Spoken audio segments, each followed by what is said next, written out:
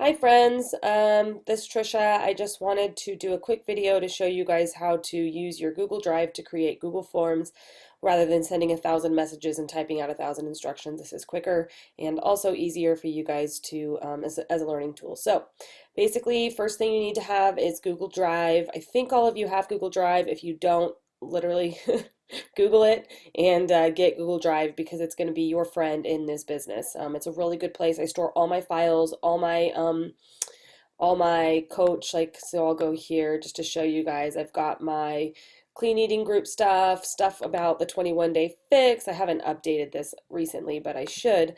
But this is where I keep all of my sort of tracking devices as far as in program information and like for example my power of threes is in here with I organize it by the month, so you know the stuff for April.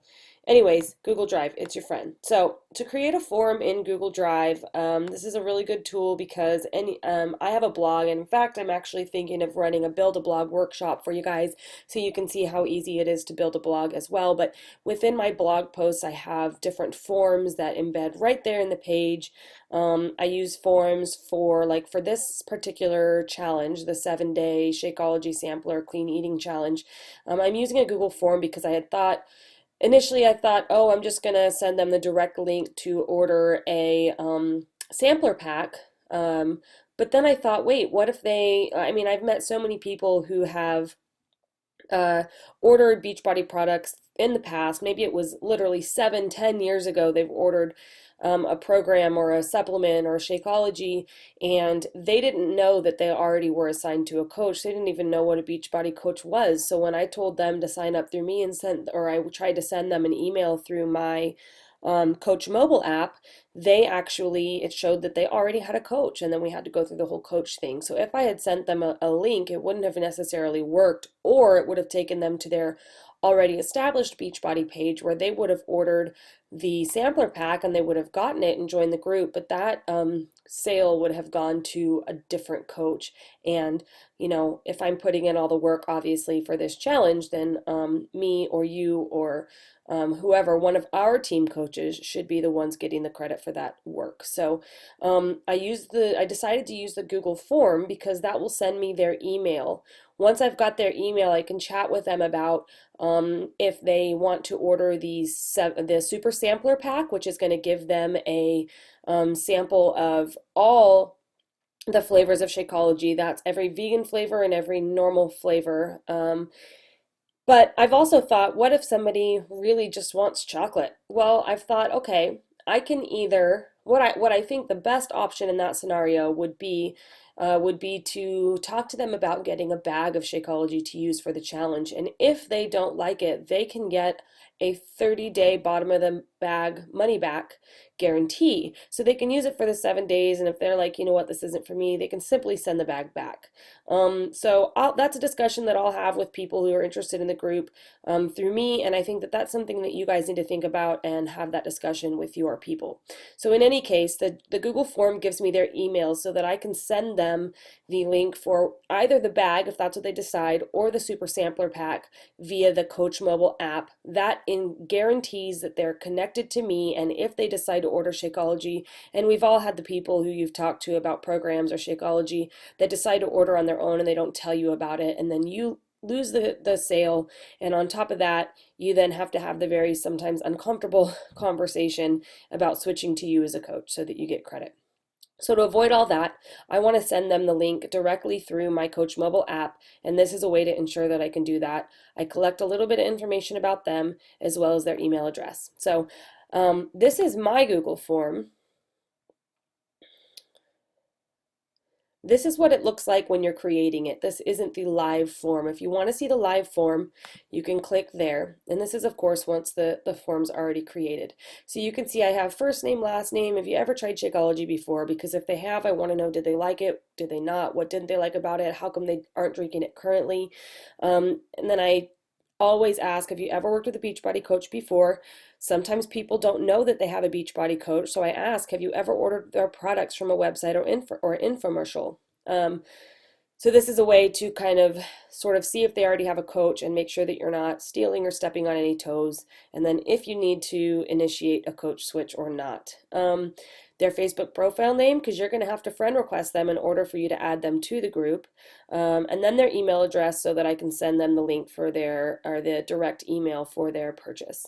I also want to know a little bit about what their goals are, what they hope to gain from joining the group, so you can start that conversation with them and get to know them. You can form them, so to speak, a little bit more. So that's what the Google form looks like when it's finished. We're going to go out of that. So this is what it looks like when you're creating it.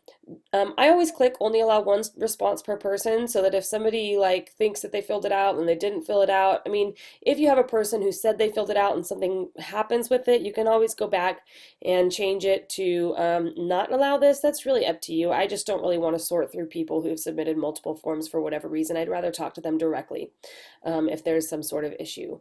So let's go to a new form. This is what the form looks like when you're creating it. So let's create a new form. We're just going to sort of make it up. You're going to go over here to the left where it says new form. You can create a doc, a sheet, slides. We're going to go to more, form. You're going to select Google Form. It's going to pop up an untitled form. You want to put a title on it. So for you guys, it'll be 7-day Shakeology Sampler Challenge. So then you just literally start, see where you can click right there, whether you want one response per person or whatever. These ones I wouldn't even really worry about. So then you could just go on with the questions. So you're going to type in name. You can choose how if you want help text, like let's say your question was Facebook name. You know, sometimes people don't really know what you're asking them, so this is where you can put something in to help guide them with their question. So the name you use as your Facebook profile, whatever it is. Now then you can go down here. I'm going to just get out of that because the first question is going to be name. They don't need help text with that. So you can choose here what type of question it is. Is it going to be text? Are you going to, like, you can only allow them to type a little bit in, like these boxes. Paragraph text, where they can, like at the bottom of my Google form, where they can type out all their goals. They don't really have a limit on how much they can put there. Multiple choice. So those are the little bubbles, A, B, C, or D. You can only choose one of those. Or check boxes where you can choose as many as you want. So those are the difference between those. You can make them choose from a list. So if you want to set the options from what they are, it's like a drop down like this. Like if they clicked on it, they'd get multiple things to choose from and they'd choose one of them that it was appropriate. I don't know, date and time, you'll use those ones, like the date they are creating the form, the date they signed up for something, the time, whatever it is. Scale and grid, I don't even really know what those are because I never use them. So we're going to choose text because that's how we want them to do their name. Their answer will go. You want to make it a required question. Done. That's the first one. Then you go to the next one, add item. Next question. Last name. Text. Required question. Done. Next one. Have you ever tried Shakeology before? We're going to make this one a multiple choice. It's either yes or no, right? So you get to choose what your multiple choice options are. You can add as many as you want. You can click, that can be like other, like I'm not sure, because sometimes people, well, not for, we'll remove that one because that doesn't apply here. So required question, done. Next item, have you ever used or worked with a Beachbody coach in the past, or ordered products from a Beachbody website or infomercial? Question mark. Multiple choice. So it'll be yes, no, and then there's the I'm not sure option, because sometimes people have no idea what you're talking about. Required question, done. What is your email address? Text. Required question, done. And the last one, oops, the last one that I'm going to add will be, what are your goals? What do you hope to gain from this challenge? We're going to let that be a paragraph text so they can type as much as they want. Required question, and done. So when you're done, when you've done your form, now the other thing is you can go up here and you can change the theme right there. That's how you make it all pretty. So you do that before you are finished. So let's say that I want to choose this pretty thing. It's going to make it look like that. Easy peasy. You can customize it. I usually just leave it as is because I'm trying to not waste time on this. We've got other things to do, right? So next, we're going to click Send Form. And the purpose of this is to get the link that you're going to use when you add it to your post. This will be the link that people click on. Sorry, Logan's getting home. This will be the link that they click on to go to your form and fill it out. So when you hit Send Form, it's going to pop up this box, and you hit, you just highlight it and press, you're going to copy it however you copy it. For me, it's a Mac, so I just press Command C, and then you just hit Done. So now you don't have to do anything else. Your form is already saved and completed. You can go ahead and view the live form here. This is what it looks like. Okay, you don't have to hit submit. That's for them. The good thing about Google Drive is that it just saves things for you as you're doing them. So see, all changes saved in Drive. Now I have that link. And then let's say I was creating my post. We will go to, let me just open another tab here. We'll go to Facebook and say I was creating the post for the challenge group. Then I would say, oh, look how cute Kelly's hair is. So then you would say, come to my challenge, fill out this form to join. You're going to paste that in there.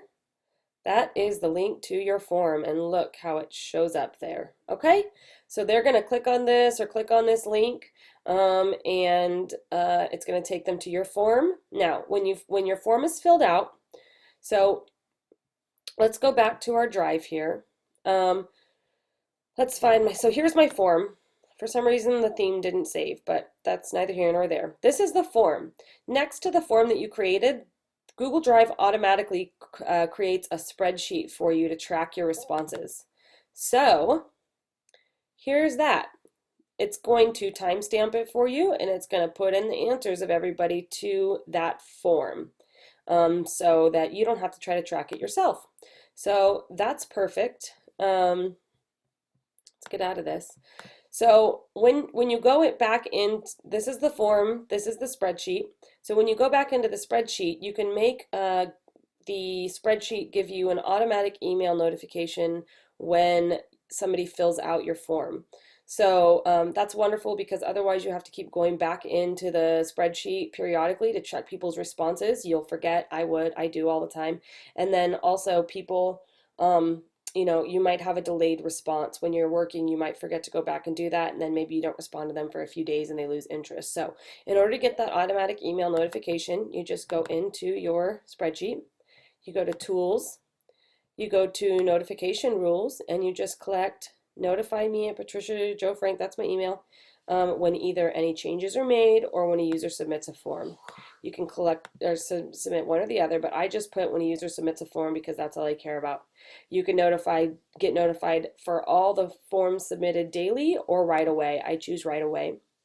And then you click Save, and then it will send you, you click Done, then it will automatically send you those responses. Okay, so easy as that. Let me know if you have any questions, and we will work them out. All right. Oops, sorry.